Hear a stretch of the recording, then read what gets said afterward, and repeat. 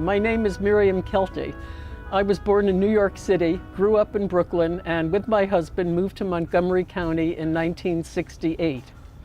We have 2 children and we have 5 grandchildren.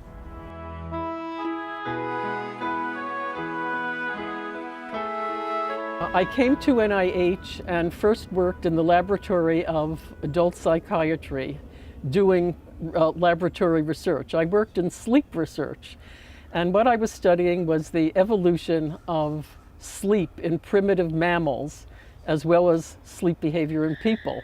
And I worked with 2 odd animals. I worked with tenrecs, which are little rodents that came from Madagascar, and then I worked with echidna, which are very primitive egg-laying mammals, sort of like a platypus.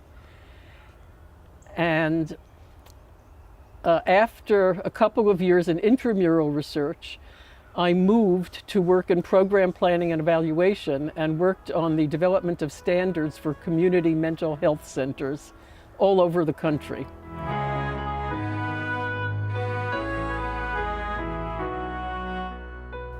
Throughout my career, I mentored a number of younger scientists, both in the intramural area doing research and also in career development. My career developed at a time when women were discriminated against.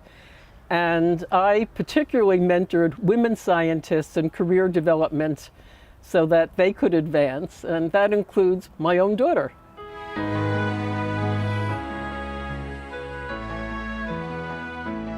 I always worked full-time, and we had a pretty close family life and raised some kids. But I'm very organized and I like to be busy, so I found time to do other things also. I've been volunteering for a very long time, but mostly since I retired, I've been volunteering almost as much as I was working full-time.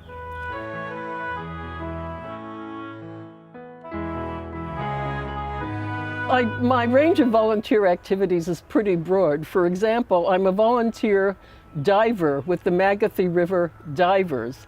And this is a group that is involved in an oyster restoration project. And we dive at the Magothy River right near the mouth of the Chesapeake Bay.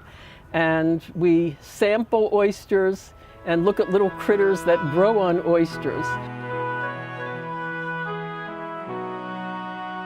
I spend a lot of time down at Glen Echo Park doing pottery with a wonderful group of people and having a lot of fun. And that is a follow-up of something that I started in high school. When I went to high school in New York City, I went to the High School of Music and Art, which was a special school for people who were interested in art or music and academics. And art is something that I really hadn't had a lot of time to focus on during my working career. And I always thought when I retired, I would go back to it. And just 1 mile from my house in the county, I'm able to run down to Glen Echo and spend a lot of time there making pots and having fun.